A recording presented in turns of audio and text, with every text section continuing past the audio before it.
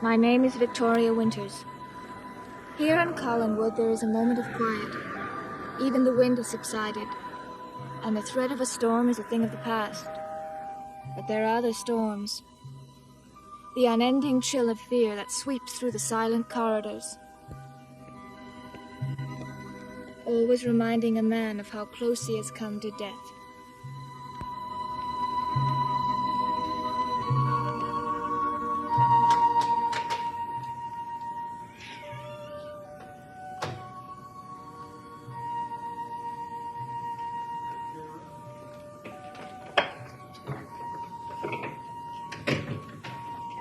Hello, Liz. Roger, how long have you been home? Long enough. Wait, I've just come from Matthew's cottage. He's gone into town to see if he can help find David. You can tell him not to bother, Liz. Why? What happened? You've missed quite a few things. Did you hear something about David? Yes. He tried to kill me. My own charming son. That's not true. Where is he now? Where all criminals belong. Under lock and key.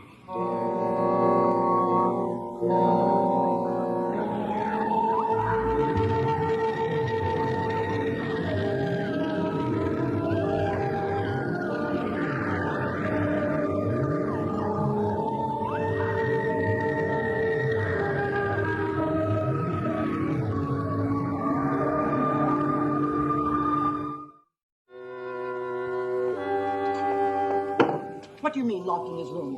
Just what I said, Liz. David's upstairs, locked in his room. There'll be no more running away for that young man. When did he get home? Oh, about 3/4 of an hour ago. Liz, you phoned me when David was missing, but I'd like to know why you didn't tell me the reason. I wasn't sure. You weren't sure. The valve for my brake cylinder was found in his room, wasn't it? Yes, but it could have been... I don't know. You know that after it was taken from his room, it was locked in a dresser. You know that, don't you? Yes. And I'm sure you also know that David got it out of that dresser and then disappeared. But maybe it wasn't the part to your car. Maybe it was something else that looked like it. It wasn't something else, Liz. It was this. Where did you find it? It came home with my son. There's no question about it. He tried to kill me. But how? How could he have done it? Very simply. All he needed was a wrench.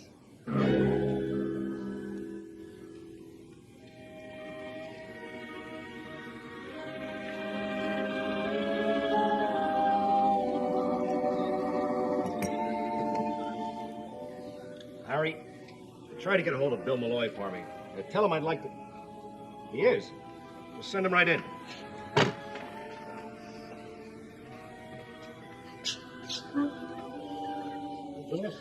I'm sorry to bother you. Bother me? You just saved the town of Collinsport a phone call. I just was going to have my deputy get in touch with you. Come on, sit down. Hey, what do you want to see me about? Well, Bill, I've got a problem. I thought maybe you could help me with it. Bill, I need information.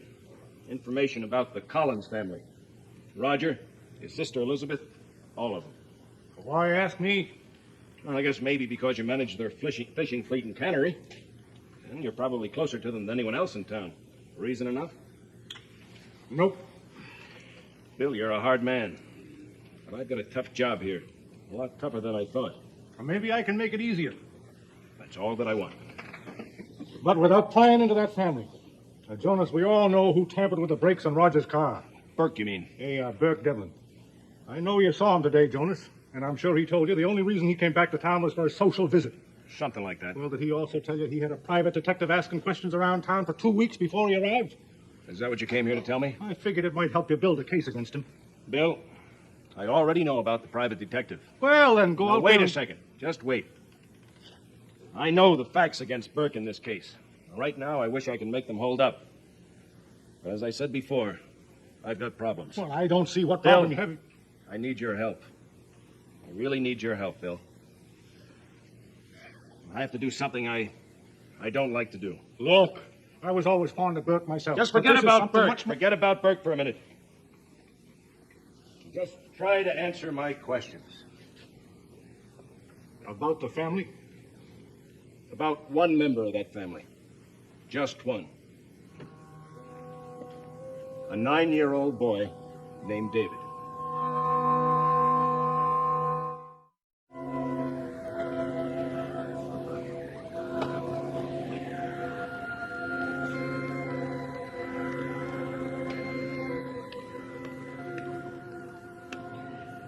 Had Matthew left you? No, I shoved him in time. Did you tell him the truth about David? No, but he'll learn soon enough. Roger, who else knows about this? What difference does it make? I want to know. Yes, I'm not concerned with who knows about it. What keeps going through my mind is the 9 years I've spent living with that boy. Well, they're over now. He's still your son. He's a monster, Liz. He's been nothing but trouble to me since the day he was born. David and his mother. My loving wife and my adoring son. Laura and David. Love and respect. This, it was hell. But he's still your son. Is he? Are you sure of that, Liz? I'm not. Roger. I married Laura right after Bert's trial, didn't I? She was his girl, wasn't she? And David was born almost 8 months after our marriage. That's ridiculous, Roger, and you know it. Maybe not, and maybe. And I know that all the years I spent looking at that boy, I kept seeing Bert. And I hated him, Liz. I won't deny it, I hated him. He's your son, I'm sure of it. Why? Because he's deceitful, vicious, unpredictable, because he tried to kill his own father? Perhaps he didn't realize what would happen. Oh, come on, Liz. Don't try to protect the boy. I've known him. You haven't. He's been here 2 months. I've been with him for 9 years. And do you know what they add up to, those 9 years? This. What did he say? Well, he's just a kid, Jonas. You realize that, don't you? I realize it. What did he say? Well, he must have just had a humdinger of a fight with his father. And I heard him say, I hope he dies. Now, look, Jonas, all kids go through that kind of an emotional... I'm not interested in all kids, Bill. Just one. Do they have these fights often? What are you getting at? Bill, do you think David's the kind of boy that would really hate his father? I don't mean kid stuff. I mean hate. The real thing. Well, I don't think he likes it.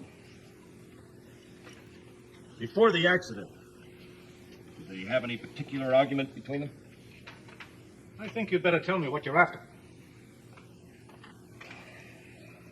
Was there an argument? Could be important, Bill. Well, Roger said something about sending him away. To boarding school, I guess. And David was pretty upset about that. How upset is pretty upset? Jonas, you're out of your mind. I hope so, Bill. I sincerely hope so. Look, David's unpredictable, sure, a little while maybe, but he wouldn't fight it. Jonas, I can't even say it. I haven't said it yet, Bill. But I'm thinking it. Why? This wrench. The one that removed the valve on Roger's car. When I took it back to the house from the garage, I had it wrapped in a handkerchief. I wanted to get a clear set of prints. I put it down. David was there. And? He knocked it off the table. Accidentally, he said. But before I could stop him, he picked it up. So David's fingerprints are on the wrench? What does that mean? There are 2 sets of fingerprints. David's, Burke's. You saw David handle the wrench. That's right. And Burke already admitted that he handled it. I know. He said he found it on the seat of the car. Well, I think he did. Listen, Bill. I've been going over this thing in my mind, and I'm just about ready to turn in my badge. I never thought Burke fooled with those brakes. I was too smart to have gone through with it. And having been seen standing there with a wrench in his hand. But the car did crash. Exactly. So I believe Burke was telling the truth. And that he did find the wrench in the seat of the car. That it was someone else who used it and put it there. So I came back here and took another look at these prints. Here, take a look at this one. The smaller one's David's. The larger one is Burke's. What does that prove? Well, look at him. Burke's is almost covering David's. Which means that David handled the wrench twice.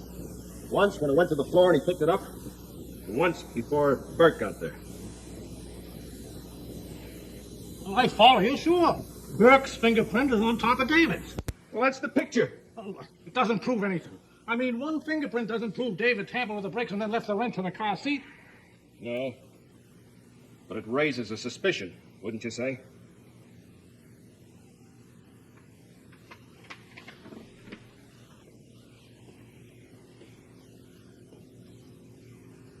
What do you intend to do about it?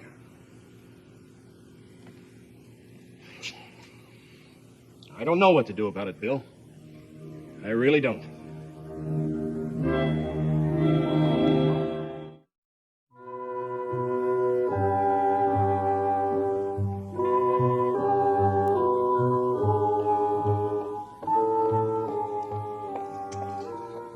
So? He wouldn't talk to me. He just lay on his bed staring at the ceiling. It was just as if I weren't in the room at all. There isn't much for him to say. I begged with him, pleaded with him to tell me it wasn't true, but he hadn't done it. Yes, I think it's gone past that point. But I feel so helpless. I don't know what to do. Well, I do. It's time we face reality, Liz. David isn't a normal child for whatever reason, and he needs special help. But he's so frightened. But he should be. Liz, there are places, schools equipped to help problems like him.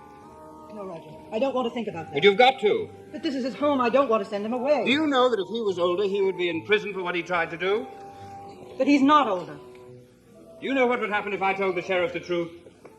The juvenile authorities would insist on a hearing. You're wrong, Roger. I'm sure you're wrong. Liz, I'm telling you what I know. I don't care what you're telling me. There's no reason for the sheriff or anyone else to know about this.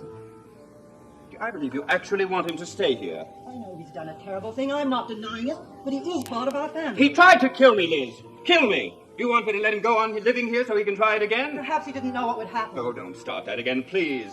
What happens next? A loose rock. Some rat poison in my coffee. I've tried to be as forgiving as the next person, but... Have you, Roger? I told you... Have you really? I have tried to cope with that boy for 9 years. 9 years of torment. And what do you think those years were like for him? Surrounded by hatred from the moment he was born. A hate he didn't know how to deal with or even understand. Is that supposed to excuse what he did? I'm not looking for excuses. I want to help David, not turn him away. You say this adds up to 9 years. Well, I'm telling you it adds up to more than 9 years.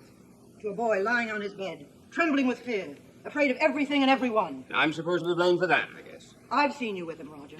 I've seen the hatred pour out of you, smothering him, driving him deeper and deeper into his own fears until he had nowhere to turn. And that excuses him? Nothing excuses him. Let me make that clear. Nothing. But he's been forced to live his lifetime with your guilt. Guilt?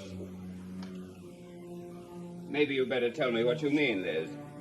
No, it doesn't matter. Perhaps it does, Liz. I had no right to say that. I'm sorry. I have no guilt, Liz. Roger, our family stands together. We always have and we always will. I think I've proved that to you in the past. I want to do as much for your son. But David may not be. Don't tell me he's not your son, because I won't accept that. He belongs to them, just as we do. Jeremiah, Isaac, Benjamin, all of them. And he's the youngest and the last. And he needs our help.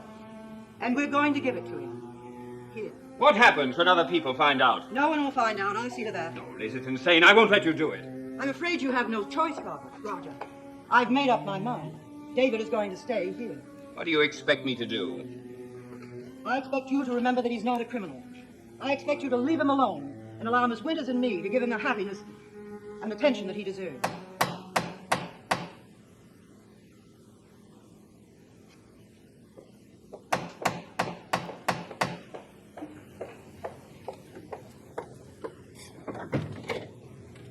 Well, Mrs. Stoddard, is your brother home?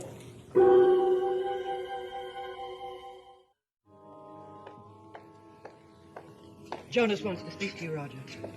I want to see you, Mr. Collins, about something important. I think you'd be interested in this, too, Mrs. Stoddard. Well put, Sheriff. My sister is interested in all that concerns me. All that concerns our sacred family. What is it, Jonas? Yes, please. I think Mr. Carter should know what a strong-knit group we have up here on this hill.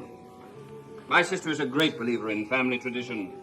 The strong should protect the weak, the healthy should protect the sick, no matter what the consequences may be.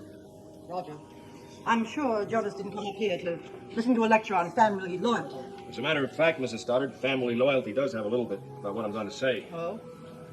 I want you to know this isn't easy for me. I could be wrong, but I've been giving it a lot of thought.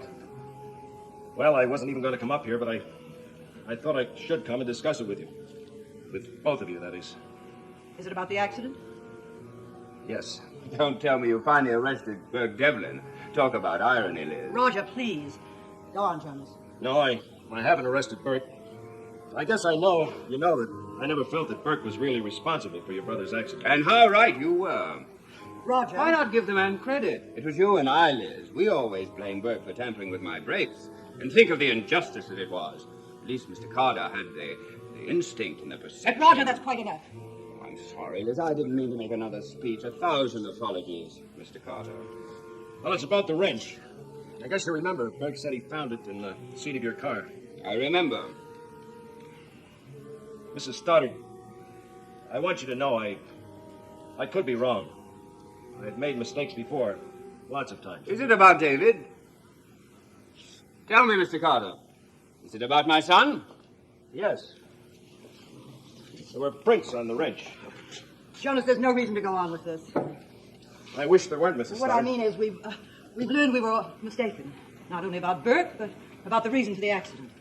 I don't understand. Well, you see, no one did tamper with the brakes. The valve fell off by itself. Liz! I'm sorry I couldn't call you, but I just found out about it. Liz, what are you trying to do? Roger, will you please let me explain? Our caretaker just told me. He was afraid to mention it because of the accident. But it seems that the valve had been loose several times in the past and should have been replaced. You mean the valve fell off by itself? Yes. Show it to him, Roger. I said show it to him.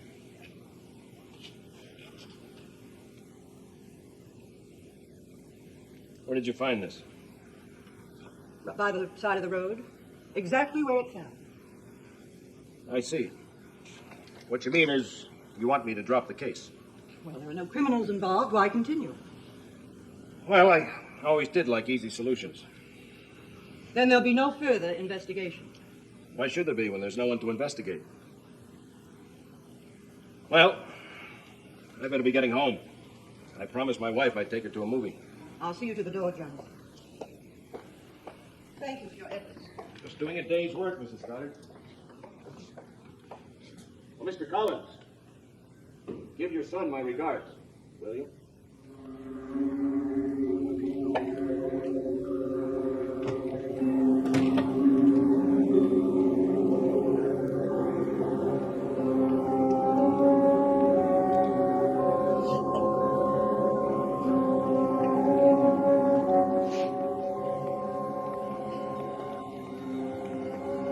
I had no choice, Roger.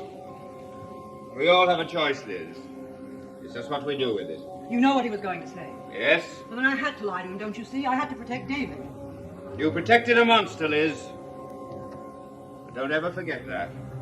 Because there'll come a day, perhaps not tomorrow, but it will come. And you will regret it.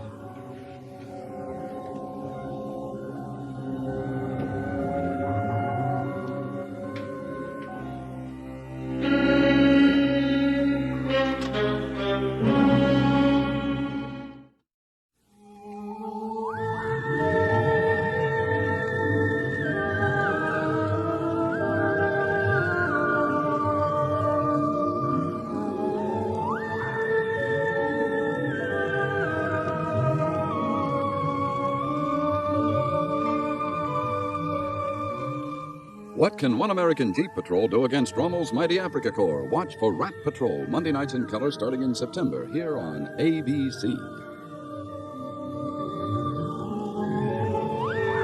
Dark Shadows is a Dan Curtis production.